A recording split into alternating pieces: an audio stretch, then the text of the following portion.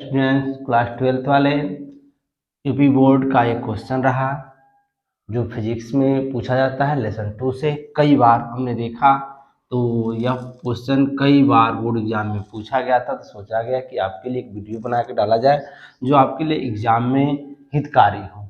यह आपको 5 नंबर का कम से कम आता है।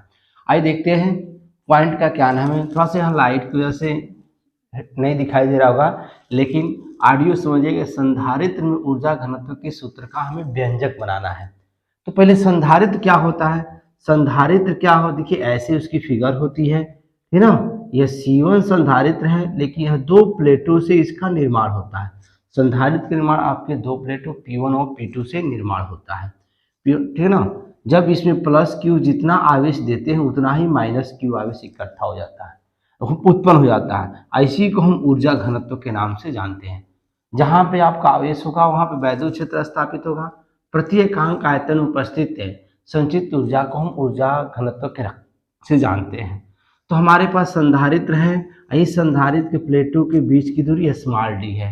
इसका जरूर कुछ क्षेत्रफल होगा, तो क्षेत्रफल a है। प्लेटों के बीच की दूरी d और क्षेत्रफल a है। तो जहाँ देखा जाए C = A epsilon 0/d equation हो गया। जहां पे संधारित्र होगा वहां पे आवेश देंगे तो निश्चित है विभवांतर आपका बनेगा। तो विभवांतर भी है तो संचित ऊर्जा क्या होगी, U = 1/2 CV²। U = 1/2 CV² आपका होगा। अभी समीकरण 1 का मान रखने पर देखिए यह C का मान कितना है, A एप्सिलॉन 0/d है।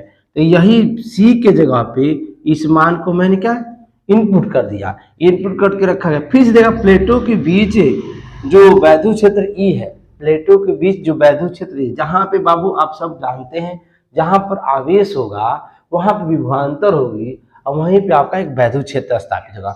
तो वैद्युत क्षेत्र आपका E बन जाता है। तो E तो V = E × D होगा।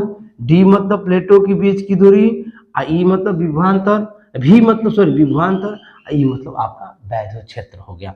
आइए देखते हैं यह मान समीकरण 2 में रखने पे V × जो V = E × जो D आपका मिलेगा समीकरण नंबर 2 में भरा जाए। यहाँ देखिए V² के रूप में, ये मान सब स्क्वायर के रूप में हो जाएंगे, स्क्वायर के रूप में है तो इनमें हमने मल्टीप्लाई किया। अब क्या देखा, परंतु A × D, A क्या है आपका क्षेत्रफल है, यह A क्या आपका क्षेत्रफल है, D क्या आपकी है दूरी है, किसकी बीच की, दोनों प्लेटों की बीच की दूरी है। या देखिएगा आयतन बराबर आपका क्या होता है, L × B × H होता है कि नहीं। L × B आपका A बन गया, H मतलब दूरी मान लिया, वही AD क्या है आपका आयतन V बन जाता है, वैल्यूम बन जाता है। या देखा ऊर्जा घनत्व U = small u capital U/AD होता है।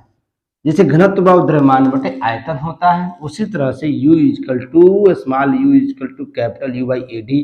अब यह जो मान है यहाँ देखिए आपका U आया है, इस मान के लिए हमने क्या किया, इसमें जो भरा गया इसमें देखिए तो कट गया, A से A कट गया और D से D कट गया, आपका एप्सिलॉन 0 E² और /2 यही आपका ऊर्जा